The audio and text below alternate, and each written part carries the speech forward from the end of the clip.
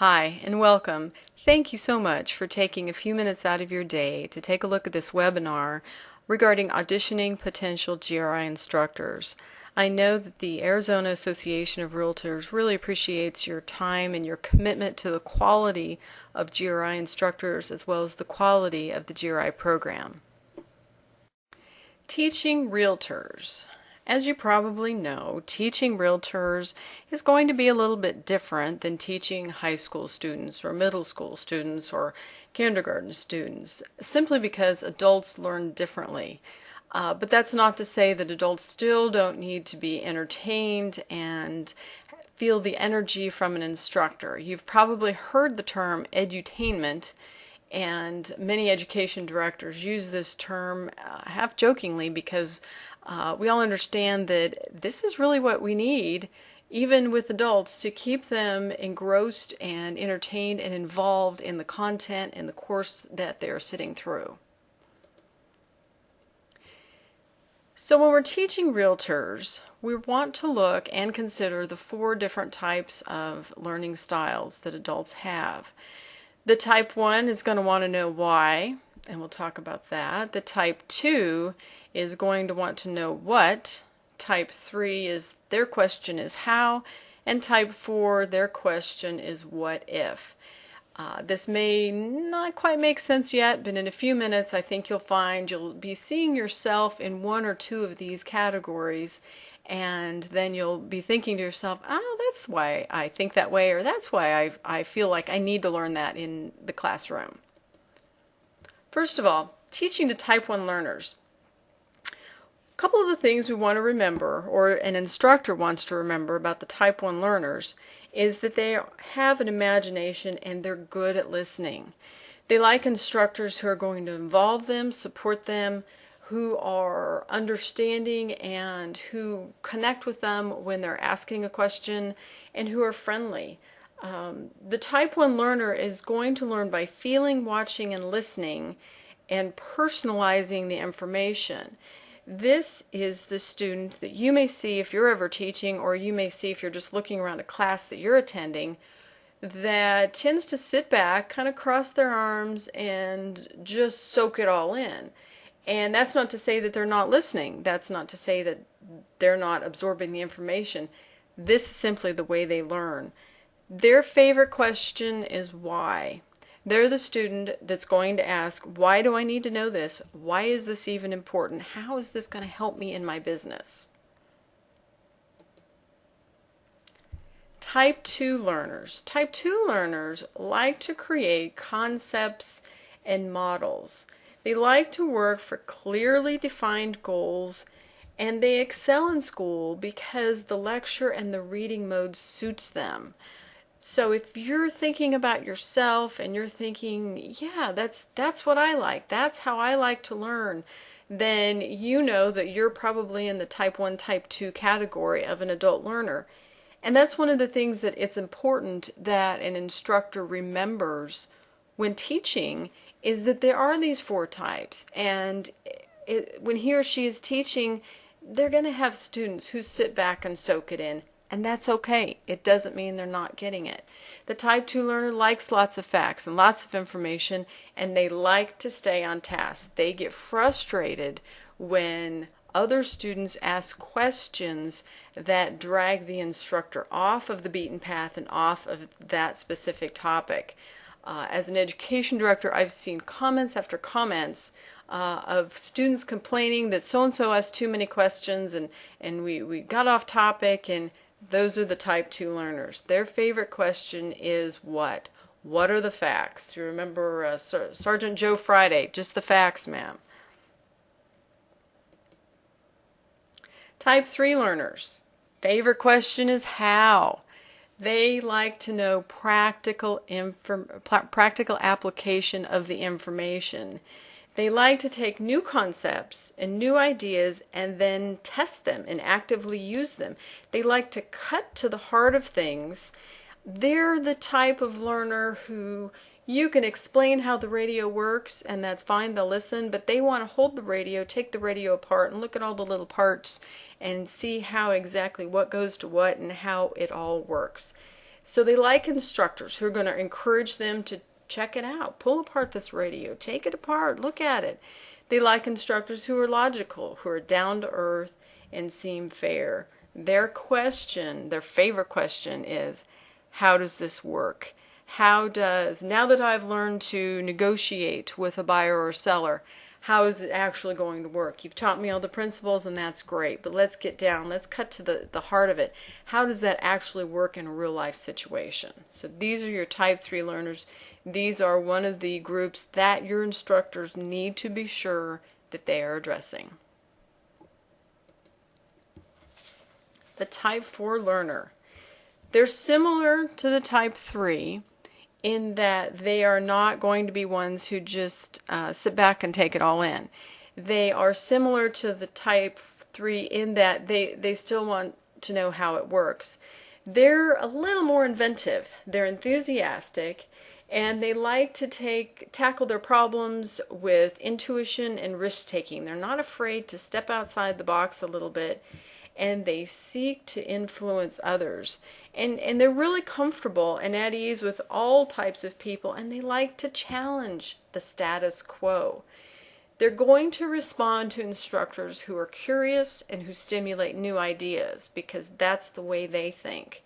And they like instructors who aren't going to insist on one way of doing things. To them, it's, well, if you tried it that way, then what if we tried it another way? So their favorite question is the what if. They are going to take the radio, take it apart, figure out how it works, and then say, well, what if we did this and this? Or what if I connected this and this? Or what if I added a bigger speaker? Or what if I added this other part or an extra battery or whatever? They're going to take it to the point that the type 3 did, and they're going to take it a step further and go into the unknown, so to speak. So instructors really want to keep that in mind. They've got to keep in mind and keep stepping outside the box in their own thinking and allow for the new ideas that a classroom may have.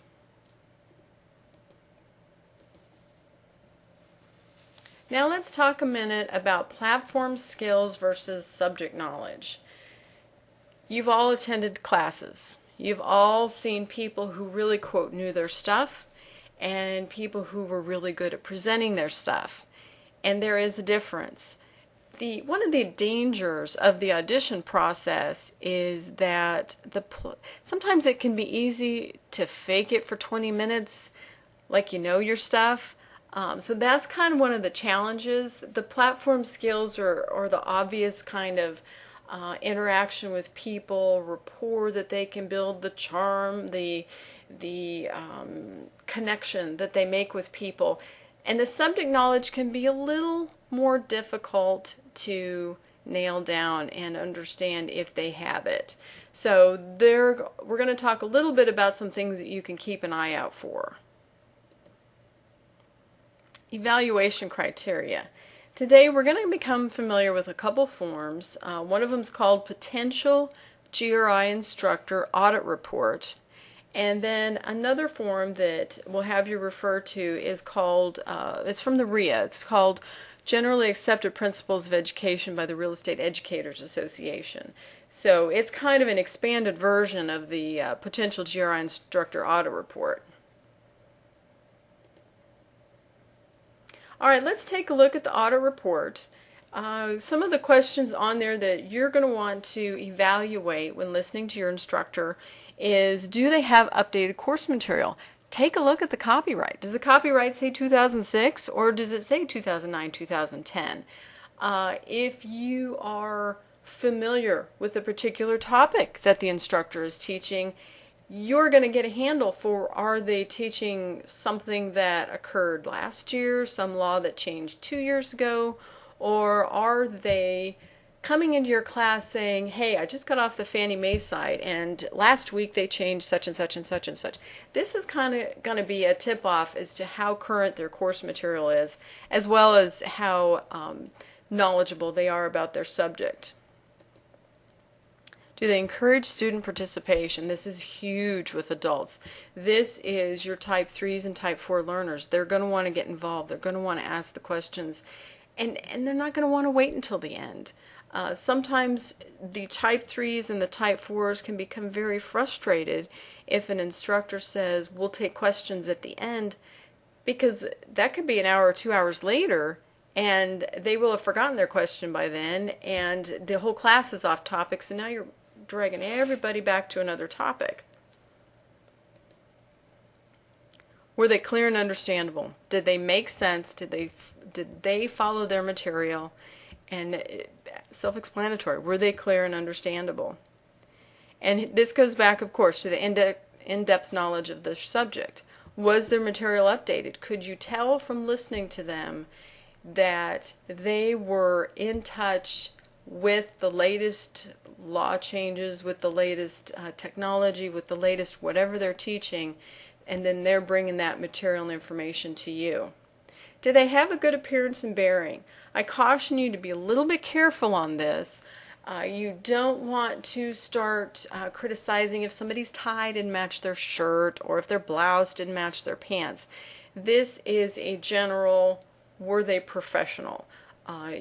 Like I said, you want to be real careful, because this can be a little bit of a gray area. You can get yourself, your committee, the association in a little bit of trouble if you veer way too far off one end of the spectrum on this. But we all know what professional looks like, and the way somebody who's professional carries themselves and they speak. And did they have good voice control? Did they talk too fast? Did they talk too slow? Did they talk too loud? Did they talk too soft? As a speaker, oftentimes it's real easy to speak too fast because you're a little bit nervous, especially in an audition situation. You're nervous, so they're going to tend to speak a little bit fast. But if you keep that in mind and then kind of judge from there, their voice control.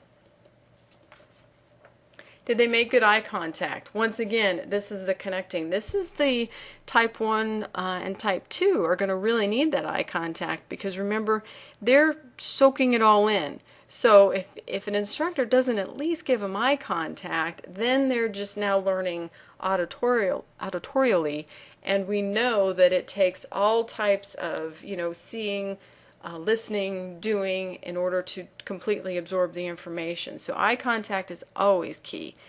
And preparedness, that tends to be obvious.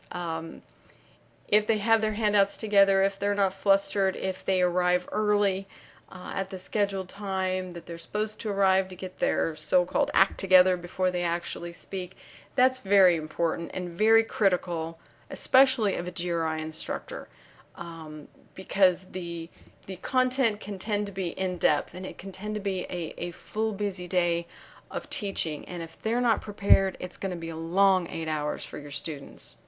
And do they make them feel comfortable? We remember in a couple of the type learners, they wanted the instructor to be friendly and make them feel comfortable and at ease. And were they enthusiastic? This is huge. If an instructor has energy, they can make up for so much in sometimes other platform schmoozy skills if they have energy and enthusiasm about their topic. I've talked to people who are enthusiastic about tax or enthusiastic about finance, and you wonder, oh wow, how do they keep somebody for 8 hours? But I read the reviews, and this guy's scoring a 98% after 8 hours of finance. And I'm like, how do you do it? And he'll tell me, hey, my first rule is to have fun in class. So you want an instructor that has that kind of attitude and has that kind of energy. And do they use the visual aids effectively? This is important, especially now, students, more and more students coming into the classroom, they expect this. And bottom line, if you had to say yes or no, sometimes it comes down to that. Sometimes they can be, they get a few points here, take away a few points over there, but bottom line, if you had to put them in front of a group of your peers, would you? Sometimes that helps you in all the other criteria. That helps you kind of throw them into one pool or the other. Then at the bottom of the form, you'll be able to mention a few of the speaker's strengths. This is always important. And incorrect information maybe they shared. This goes back to the subject knowledge and the updated outline. Areas for improvement. This is important because a lot of times this audition process is a learning experience for some instructors. Some of them may be new to teaching, and the ultimate goal of the committee is to help people and to help them get better, because you want the best instructors possible in front of your students. And the way that's going to happen is if you suggest areas for them to improve upon.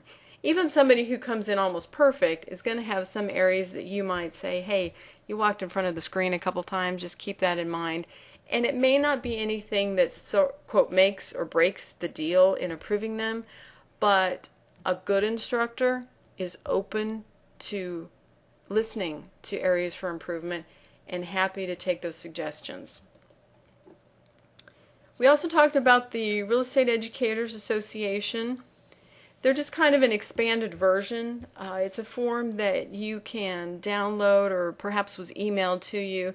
Take a look through those things. Hopefully before you actually come to the audition, it helps you become a little more familiar with the various aspects of auditioning. Now let's talk about good versus great. This can be just a few small things that separate the good from the great. And that's not to say that you might approve somebody who's you feel is a good GRI instructor. The great GRI instructors, you're going to feel that in the first 2 or 3 minutes of them speaking, most likely. There are some instructors who just genuinely have a gift for conveying and communicating the knowledge at hand. We have an instructor in Florida where people joke that we could hand him a program on basket weaving and everybody would show up and they would learn something. So you're going to run into those people from time to time who have just a genuine gift for that. But let's take a look at a few of the things that you may want to think about. Covering the material. A good instructor is going to cover the material. A great instructor is going to be able to go beyond what's ever there in writing and share information that he or she has acquired over their years of experience and being, quote, in the trenches of business. A good instructor is going to effectively use visual aids. A great instructor, without missing a beat, can have the PowerPoint go down, have the flip chart fall over or run out of markers, and still be great, and still connect with the students, and still make an impact. A good instructor is going to be clear and understandable, and you're friendly, and you're going to like them.